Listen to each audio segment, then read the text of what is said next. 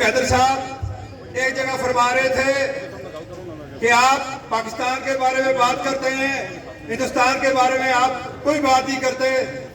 तो जनाब मोहतरम बड़े भाई, हमें हिंदुस्तान ने यहाँ पे क्या कहा? ये कोई कश्मीर की आज़ादी की जंग है, हम उनके बारे में क्यों बात करें? हमारा मसला हुकूमत पाकिस्तान से है, तो लामाला हम हुकूमत पाकिस्तान के बारे में बात करेंगे। हमारे हुकूमत पाकिस्तान ने गस्ब किए हैं तो हम उन्हीं के बारे में बात करेंगे।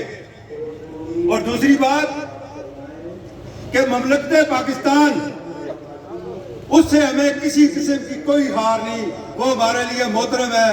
और पाकिस्तानी अवाम जिनके हम एहसानमंद हैं, 2005 के ज़लज़ले में पाकिस्तानी अवाम ने हमारे साथ जो किया है, हमारे ऊपर एक एहसान है।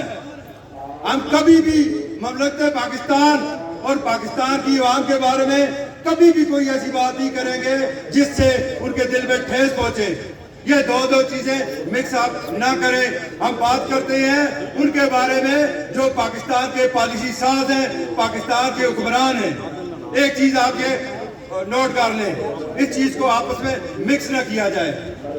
दूसरी बात, लतीफ अकबर साहब ने हमारी मुलाकात हुई थी, मैं बताना चाहता हूँ ये झूठे लोग हैं, झूठे। लतीफ अकबर साहब उस दिन फरमाने लगे कि हमने 50 मेगावाट का एक मनसूबा लॉन्च किया है। लतीफ अकबर साहब किधर है मनसूबा 50 मेगावाट का?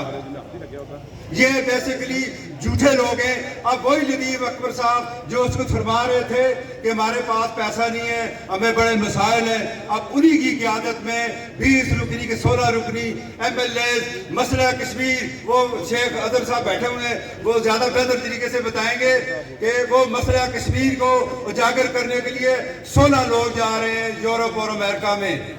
आप मुझे बताएं 76 सालों में आपने क्या किया है जो आप वो मसला कश्मीर को आप उजागर करेंगे? दूसरा, यहाँ के एक MLA साहब हैं, उनका मैं बयान पढ़ रहा था, वो फरमा रहे थे कि झीलों के लिए 20 अरब रुपया लगता है, वो वज़ीर आज़म साहब ने ख़त्म कर दिया। मुझे बड़ा अफसोस है, 100 and 100।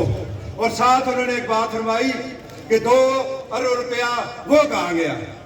तो जनाब मेरी आपसे भी गुजारिश है, 2 अरब रुपया जब आप 2.5 साल हुकूमत में रहे तब आपने नहीं पूछा 2 अरब रुपया कहाँ है। अब